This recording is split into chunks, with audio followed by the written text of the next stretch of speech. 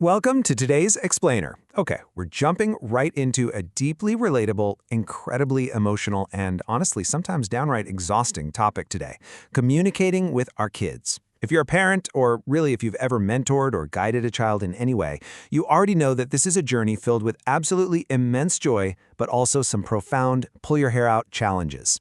Today we're exploring a truly fascinating framework. It comes from a set of personal writings that span over 3 decades, starting way back in 1995 and culminating in a retrospective look in 2026.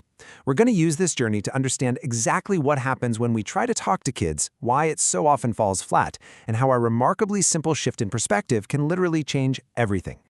It's the million-dollar question, isn't it? Why is talking to our kids so incredibly hard? I mean, you ask a totally simple question about their homework, and suddenly it's like a tense standoff in an old Western movie. It's a massive point of frustration for almost every single parent. You've got the best intentions, you have all this valuable life experience you just want to share, and yet so often our attempts at communication are met with what the source text brilliantly describes as discordant sounds from both sides. You say one thing, they hear something completely different. You push a little, they pull entirely away. Look, we have all been there, and I want to validate that frustration right out of the gate. It is so common, and man, it is hard.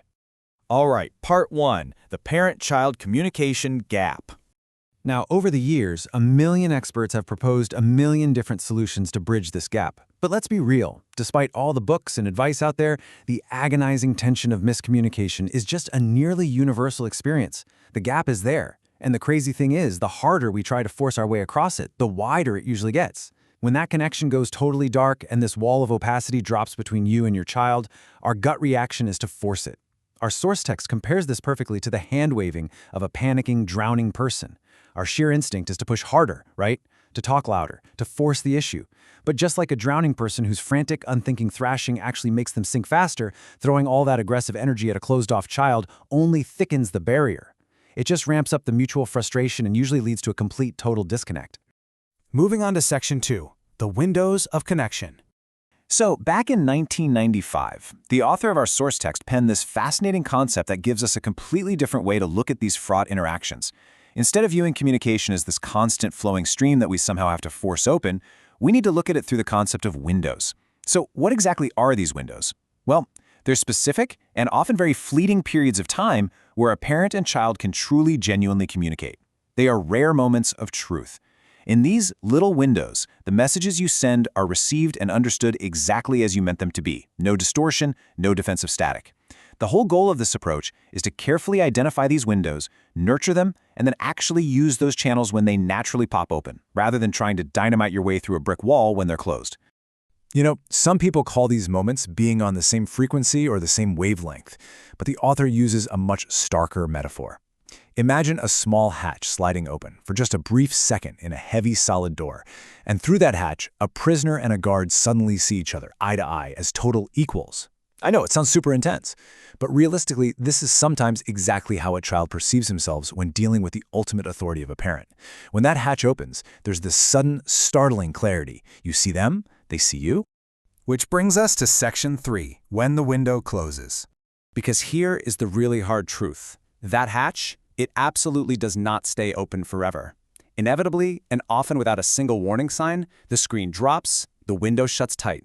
The clarity is just gone, immediately replaced by that thick, frustrating layer of opacity again.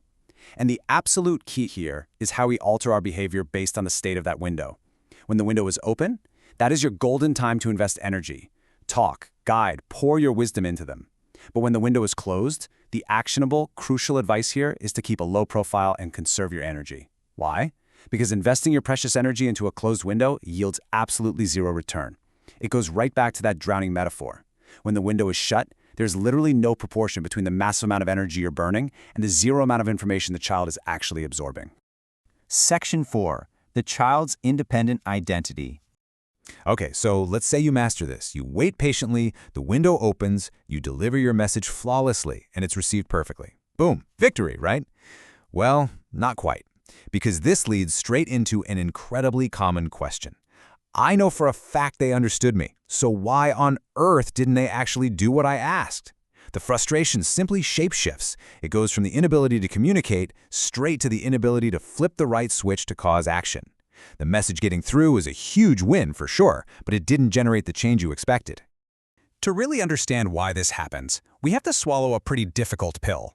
Your child is not a clone of you. They have their own independent identity, their own I. And this I isn't just some simple personality quirk. It's a highly complex product of several intersecting vectors. We're talking genetics, their specific environment, their own totally unique personal experiences, the exact way they process the world through their senses, and even that elusive intuitive layer the author calls the sixth sense. All of these vectors mash together to dictate how your child attacks a problem or reacts to the world. And honestly, the most humbling part for any parent to realize, almost all of these vectors are entirely 100% outside of your control. Let's look at Section 5. Where did we go wrong? Getting your head around this fundamental difference in identity, the huge, profound difference between the parent's I and the child's I, often creates a seriously crushing burden of guilt. When the disconnect brings you to your absolute breaking point, there is this eternal question that just echoes in the minds of so many parents. Where did we go wrong? You look at the friction, the misaligned actions, the slam-shut windows, and you just naturally assume that you must have made a critical error somewhere along the line. You blame yourself. But the answer this framework provides is just incredibly simple and profoundly comforting. You didn't. You didn't go wrong. The gap between you and your child isn't some glaring symptom of your failure as a parent. It is literally just a natural feature of two distinct, highly complex human beings trying to navigate life next to each other. Taking a deep breath and just accepting this reality, it can provide a massive, much-needed emotional exhale. So if we can't control their vectors, and we definitely shouldn't try to bash through those closed windows, what is a parent's actual true influence? Well, it's very real, but it is limited. Your true influence lies in four things: setting a strong personal example, giving unwavering support, offering completely unconditional love, and, perhaps the biggest one of all, simply being there when they truly need you. Did you notice what isn't on this list? Molding them, controlling them, forcing them to be exactly like you. These four steps aren't about reshaping who the child is. They're entirely about helping the child build their own internal resilience so they can safely develop their own identity without a ton of unnecessary emotional pressure from us. And finally, Section 6, A View from 2026. Now let's fast forward a bit. The author didn't just jot this theory down in 1995 and forget about it. What started as a working theory for surviving the really turbulent years of child-rearing evolved over 3 decades. By 2026, it had become true wisdom, deeply proven by lived experience. Looking back on his long relationship with his own daughter, the author reflects that this approach wasn't just some clever educational tactic or a quick behavior hack. It became a profound, enduring stance on how to be a human being with another human being. And this brings us to just a deeply moving realization. He writes, not to try and reshape the child, and not to give up on them when they think differently, but to leave the door open. Think about that. This is the ultimate shift in parenting. It moves completely away from that desperate, frantic need to convince or to mold, and it settles into this calm, patient, loving observation. You search for the windows, you love them absolutely unconditionally, and you never, ever give up on them just because their eye looks a little different from yours. Because ultimately, the deepest parental role isn't to convince, it's to allow.